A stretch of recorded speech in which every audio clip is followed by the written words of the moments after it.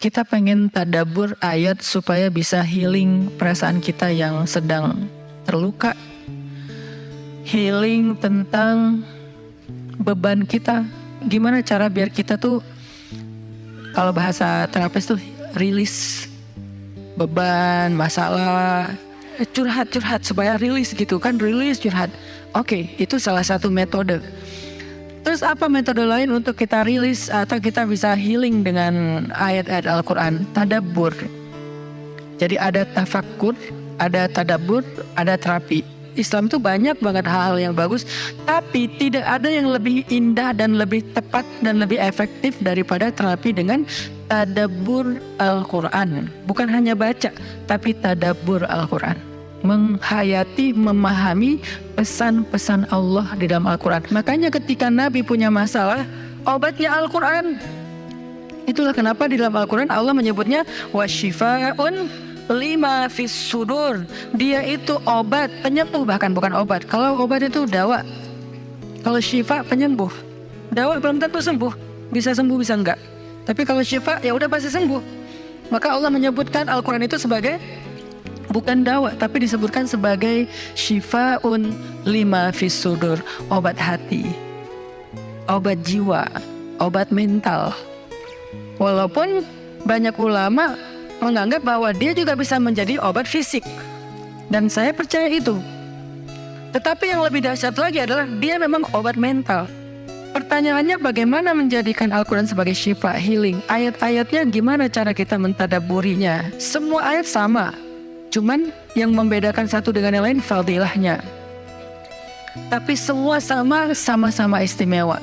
Jadi nggak boleh ada satupun ayat yang kita anggap nggak penting. Alif Lam Mim, apa pentingnya ya? Nun, Qaf, Shad, satu huruf doang. Enggak, biasa aja. Sehingga kita ngerasa membaca ayat itu nggak terlalu istimewa. Sama, satu huruf pun itu istimewa di Al-Quran. Kan kata Nabi satu huruf seperti 10 kebaikan. Jadi kalau kita baca Nun, udah aja, alhamdulillah udah ngaji. 10 kebaikan loh itu. Tapi kalau udah tahu 10 kebaikan, ngapain satu huruf? Udah aja wal qalami wa ma yasturun, lanjut dong. Udah tahu tuh 10 kebaikan cuma satu huruf, sayang banget ya karena ada waktu. Dan ketika membacanya jangan target saya harus cari waktu yang tepat nih buat baca Quran biar khatam 1 juz. Jangan cari waktu yang tepat, susah. Lama-lama sampai malam akhirnya gak kebaca. Asal ada waktu baca aja dulu, dapat setengah halaman, dapat 2 baris, dapat 1 baris, pokoknya baca aja dulu.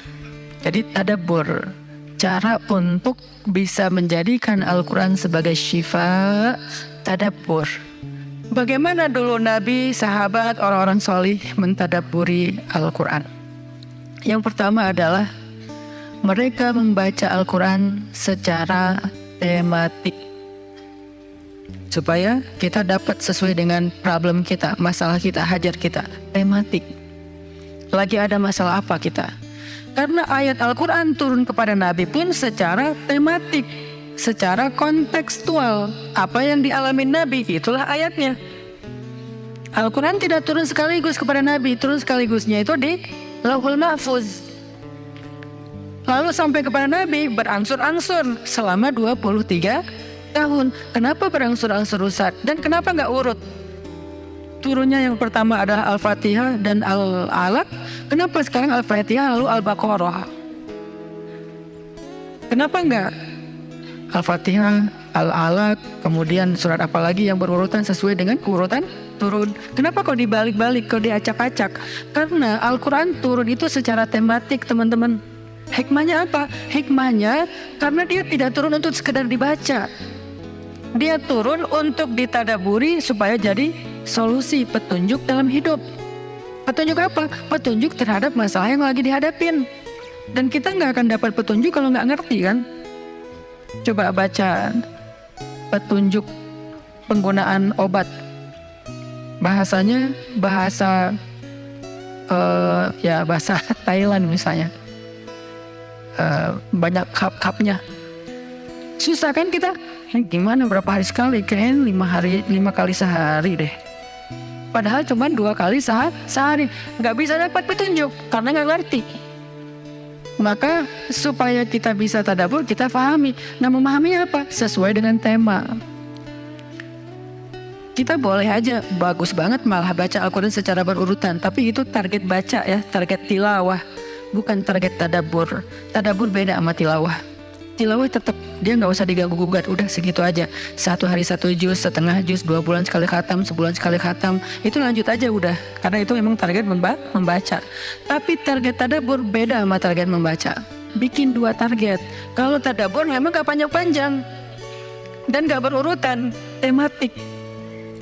Kita mau lagi masalah apa sih? Gimana kita cari temanya Ustadz? 1, bisa nyari ke Simbah Google, ayat tentang, klik keluar. Buat kita yang mungkin kita sama nih dengan saya, masih sama-sama belajar, paling gampang tadi nanya aja ke Google, pakai aja indeks. Atau cara yang lebih, ini kalau mau,